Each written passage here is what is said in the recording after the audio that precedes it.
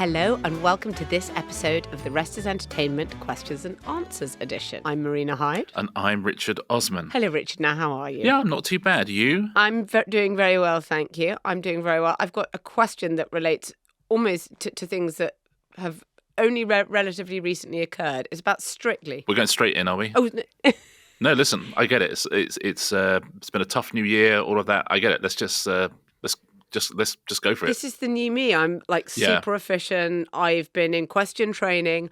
As you see, there was a slight stumble in the intro, but otherwise, I think I'm acing it. Excellent. This is 2025 Marina. Yeah, she's a triple threat. She's a quadruple threat. So Strictly, you say? Yeah, sorry, I said I've got a question about Strictly. Would you mind answering it? Oh, I'd love to. Tom Clark says, do you think the positivity of this year's Strictly has effectively put out the fire caused by the recent scandals? Oh, that's nice. That's like an opinion question, isn't it? Yes. I do. I think that the scandal was very, very short-lived in the end, and it didn't seem to catch fire. And so I don't think it took a lot. But this year's Strictly did remind us of what it can be at its very best, I think. And, certainly Chris winning gets you an awful lot of plus points. It's a very beautiful piece of television. It was very, very life-affirming, very, very heartwarming. They did actually have to pull off a perfect 10 version of Strictly, and they 100% nailed it. But the thing is with Strictly is they often do. Yeah. They often, there's so many finals, it's not so long ago, Rose Ayling-Ellis was winning in an absolutely extraordinary way. It's something that they're very, very good at. But yeah, it's one of those things. Normally, if there's a crisis on a show, there will be story after story after story after story in the tabloids or in the broadsheets, and it didn't quite seem to happen with Strictly. There didn't seem to be that long tail of stories or problems that people were having, and I think that it was fairly quickly overshadowed by the excitement about the new series. I don't know what's your take on that? I think the report drew a line under it to some. There was no sort of terrible smoking gun, and I don't think that lots of some things were upheld, but most of it wasn't. I think that took a lot of the heat out of it, actually. Yeah, and there may well be more to come. Is the truth, because often these things can come out at unusual times. But I think that they seem to have weathered that storm. Certainly, I think they showed what can be great about Strictly. One hopes they will take the complaints very, very seriously. Oh my God, I think they would have taken so much of that on board. I mean, as we once talked about on the show, there is a dissonance between people who have professional dancers and have trained incredibly hard and often incredibly brutally their whole lives, and people who are just sort of coming into it. And who feel that you have to say you're on a happy journey, and then sometimes it can feel slightly different, certainly on down days. And clearly there will be better processes in place for dealing with lots of that, and for making sure that everybody feels happy and supported. But it's definitely a question of, has it put it to bed? No, because if something else comes up again, it immediately gets reignited. But it certainly made people love Strictly again. And if nothing else comes up again, it will soon go into the bottom drawer, I think. But if there are other smoking guns, then absolutely they're not out of the woods. But it's at the moment they don't appear to be forthcoming. Marina, David Kenner has a question for you. There have been lots of obvious and drastic celebrity transformations recently. Lindsay Lohan, Christina Aguilera, Brad Pitt, Shania Twain, Kate Beckinsale, etc. How do these get planned and executed? Are celebrities allowed to make the decision to get a facelift and do it of their own volition, or are agents, publicists and managers involved? Good question, David. I'm sure many of those above-mentioned names would say they have never done anything other than drink a lot of water. But the answer is that it's actually as old as the surgery that basically permits it. I mean, Marilyn Monroe, her agent told her to get her nose, and I think she had her chin done as well. Agents and managers have always suggested things to clients, and they don't even care. But I must say that stars themselves are perfectly insecure enough and feel that they have to do things that, as we talked about on previous episodes, it's very difficult when your face is your fortune. It's very, very difficult to sort of detach from not doing things. I think sometimes a lot of people do it, and some people think it makes them less good at acting because they're just not able to use their face in the same way. I mean, I often think with someone like Nicole Kidman, I mean, I wonder why the reason that she now constantly plays an ice queen with lots of secrets is that she has, how to put this, she has acquired a face that hides emotion. She's got resting ice queen face. Yeah, so it's difficult. It depends what type of actor you are. Equally, you get people, I never know, I mean, whoever organised the complete overhaul of Demi Moore, there was a point in her career where she did it and it completely revitalised her career. I mean, she's now starring in that sort of, last year she starred in that sort of grim horror satire, really good actually, the substance about this sort of thing. But she, oh my goodness, she had a complete transformation.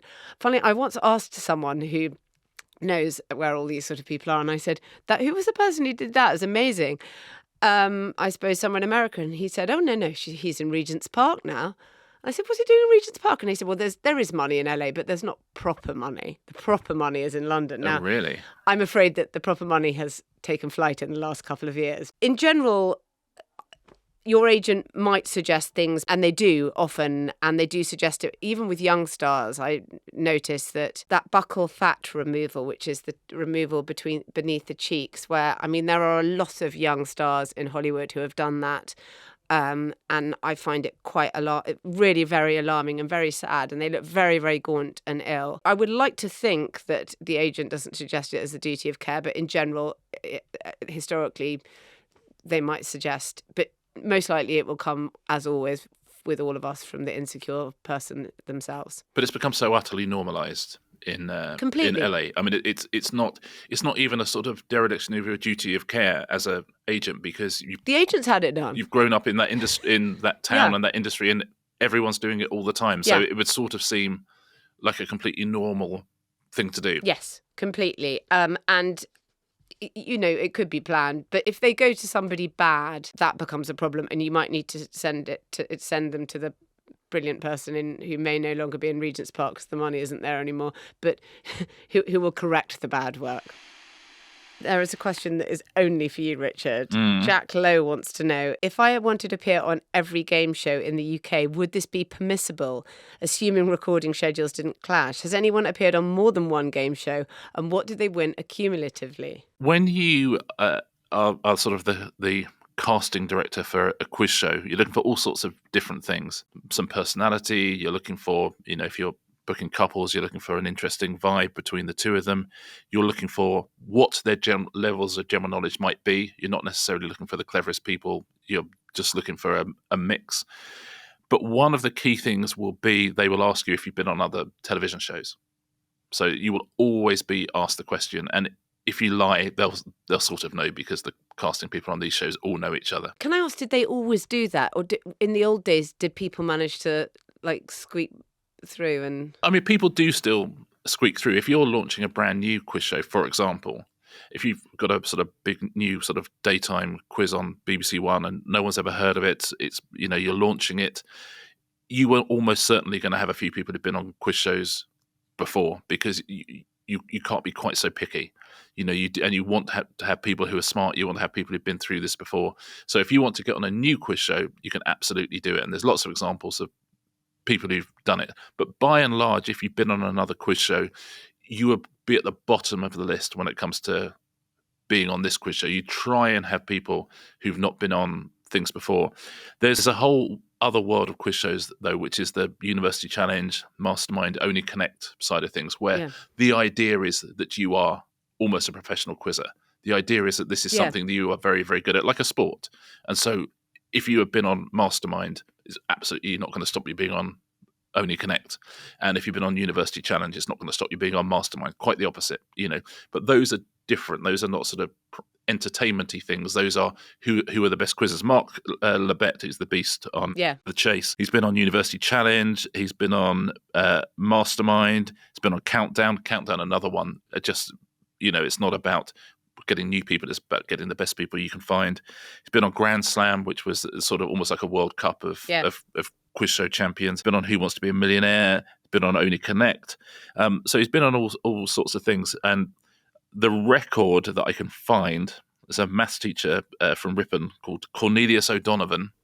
Oh my God, surely in your next book. Yeah. Come on. He's appeared on 31 TV quizzes. Wow. Yeah, he won £12,500, Cornelius O'Donovan, including £1,000 from Two Tribes, my quiz. He is sadly no longer with us, Cornelius. So he's 31 is where he's going to end it. But that's an impressive run. So he obviously found some clever way to beat the system. Natural charm, I imagine. Yeah. I love that stuff in Quiz, you know, the James Graham thing about the millionaire scandal, or that whole community of people who like try and get you try to get people on Millionaire. Yeah. And they had that whole sort of, you really got a sense of the sort of quizzers underground community, Yeah. some of which was just people just exchanging tips of how to get on these shows, and some of which seemed to be slightly more nefarious. Yes, and with Who Wants to Be a Millionaire, of course, there isn't a casting process. That's the point of it. Yeah. There's ways and means of qualifying. But any show, like, you know, Pointless or The Chase or any of those shows where you apply to be on, you will go along for a day and do a kind of rehearsal day, and they will put you through your paces. But the absolute single thing that's at the top of the list is, have you been on another quiz? If you've been on a smaller quiz that people don't really know, you'll probably be all right. But certainly if you've been on The Chase, you probably wouldn't be on Pointless, and vice versa. So there are things in place. But that world of professional quizzing, the Eggheads University Challenge, Only Connect World, that is different. That's like saying, you know, if Cole Palmer plays, you know, those guys are artists. Yeah, those guys are artists. Exactly that. It's like sport. They're the best at what they do. So shows that need the best at what they do will look at those people. But yeah, it's you couldn't, I'm afraid, Jack. I'm so sorry. Marina, Simon Feegrade has a question for you. For years, I've wondered about and been irritated by film trailers being so similarly structured, as it makes very different films seem very samey. I remember reading how there are agencies that make trailers and that they do indeed work from a template. Why do filmmakers and studios accept this? And how happy is Richard that the Thursday Murder Club film will undoubtedly fed into this trailer sausage machine? A bit of that question's for me, it seemed, at the end. It is some of it. But okay, well, Simon, basically trailers are advertising. And it may, you know, you may love the idea that they're an art form, but they are very expensive to try and get into people's sight lines one way or the other, and so they need to be concise and they need to sell the product, which in this case is the film. So conventions in those situations are really helpful. And we talked a bit about the trailer voiceover before, which has now sort of, I've noticed that that's sort of gone out of trailers now, and you have these very quick cuts between things. That's a big part of not putting any spoilers in, because people have become lots of trailers now, the sort of template that you're talking about, Simon, you see a lot of quick cuts between things. You think, I wonder how all this relates, and it kind of feels mysterious and like you might want to watch it, but people are so fussy about spoilers now that they're not able to do trailers in the same way that they used to. You'd often, in the old days, see a trailer and think, yeah, well, I think I've seen the film now. Yeah. People go nuts about that now, and there's a huge online pushback against all of it. So, but first of all, I should say that the person who is making the trailer is not the person who, as you say, who is making the film. Like in the case of Thursday Murder Club, Chris Columbus will not be directing the trailer for the Thursday Murder Club. Someone whose bread and butter is directing trailers does it. Martin Scorsese, I think, is doing it. Yeah, I think. Yeah, of course, Richard has got someone incredible, you know. But actually, and I know directors who've said to me, I was so angry. You know, they basically took a really funny scene in my movie and they used half of it. So they kind of ruined my joke in the trailer. But they didn't care about that because they are just advertising a product. And the studios use the same people. They use the same people to do voiceovers. That's why they do get a bit of a look. But ultimately, in the same way that we talk about how lots of those shows in the morning television, whatever, they have a very similar look, and they tell you about what's coming up. It's because that template, people are familiar with it and they know where they are and they want to know where they are. And I'm thinking of a trailer I'm trying to think of a trailer I saw recently that didn't follow those rules. Oh yeah, okay, I've got one. That film that didn't even end up getting a theatre release in the end with Brad Pitt and George Clooney, called Wolves. Yeah. I saw the trailer of that in the cinema, and that was someone trying to be clever. I had genuinely no idea what genre the film was, what it was about, anything at all. I could see that there were two people who were dressed the same, and they were George Clooney and Brad Pitt. I think maybe I was supposed to laugh. It wasn't at all clear to me whether it was a comedy or something blacker, or it was so unclear. And that's because whoever did that thought they were being really, really clever, and they should have sent it to the normal slice and dice house where they'd done a trailer, and then I would have had some clue. One of the first uses of AI in movies, when people were talking about AI and we didn't think of it as a sort of malevolent thing or a worrying thing now, 20th Century Fox had an AI program that used to tell them what audience would most like to see a particular film based on its trailer, to help them with what trailers of their own movies to screen before that film. It was so they used to do that. I am a big fan of trailers where you know what you're getting, and I'm sorry if that's a boring advert, and Simon, then I think it's better than me sitting there thinking, what on earth is this film about of wolves? I'm not going to see it. As it turned out, even the releasers thought, we can't put this in theatres.